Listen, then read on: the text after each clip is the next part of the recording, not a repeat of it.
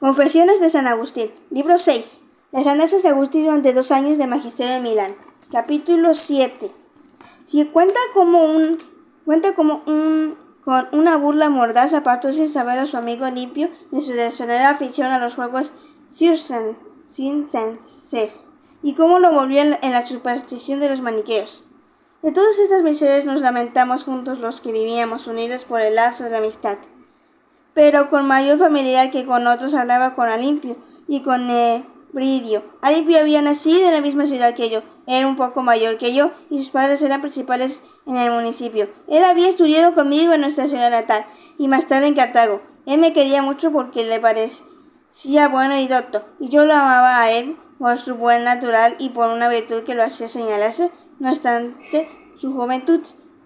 Pero el vórtice de las costumbres cartaginesas, en las cuales tanta importancia se daba a toda suerte de frivolidades, los había absorbido con una insana afición por los juegos circenses. Mientras él se revolvía en aquella miseria, tenía yo establecida ya mi escuela pública de retórica, a la cual no asistía él a causa de ciertas diferencias que había surgido entre su padre y yo. Bien comprobado tenía yo el pernicioso delirio que tenía él por los juegos del circo, y yo tenía angustia de pensar que tan bellas esperanzas pudieran frustrarse en él, y si acaso no estaban ya de modo frustradas.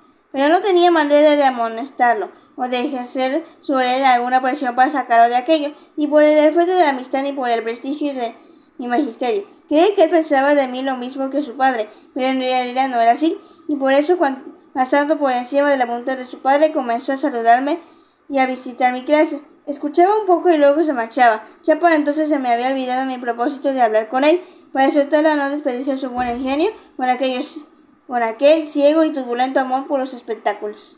Pero tú, Señor, que presides el destino de todo cuando creaste, no te habías olvidado de quién iba a ser más tarde entre tus hijos ministro de tus sagrados misterios. Y para que su corazón no pudiera atribuirse a nadie sino a ti, quien hiciste valerte de mí para conseguirla. Pero no sabiéndolo, sucedió pues cierto día que estando yo sentado en el lugar de costumbre y rodeado de mis discípulos, llegó él, saludó y se sentó poniendo toda su atención en lo que se estaba tratando, y dio ocasión de que yo tuviera entre las manos un texto para cuya explicación en forma clara y amena me pareció oportuno establecer un símil con los juegos circenses, y me valí de expresiones mordaces y sarcásticas sobre los que padecen la locura del circo. Bien sabes tú, mi señor, que al hacerlo para nada pensaban en la corrección de Alimpio ni en librarlo de aquella peste, pero él se lo apropió todo inmediatamente, creyendo que por nadie lo decía yo sino por él, y lo que otro habría tomado como razón para irritarse conmigo, lo tomó, joven honesto como era, como motivo de enojarse consigo mismo y de amarme más a mí. Bien lo habías tú dicho mucho antes y consignado en tus escrituras: reprende al sabio y te amará por ello. Proverbios 9, versículo 8. Yo, empero, no lo había reprendido, pero tú te vales de todos, sabiendo ellos o no, según el orden justísimo que tienes establecido. De mi corazón y de mi lengua sacaste carbones ardientes para cauterizar y sanar aquella mente que estaba enferma, pero también llena de juventud y de esperanzas. Que nadie se atreve a cantar tus lores, si no consideras tus misericordias, como lo hago yo ahora, confesándole todo desde lo hondo de mis entrañas. Así pues, al oír mis palabras se arrancó a Limpio con fuerzas de aquella fosa profunda en la cual con tanta complacencia se había ido hundiendo, cegado por un miserable placer. Con temperante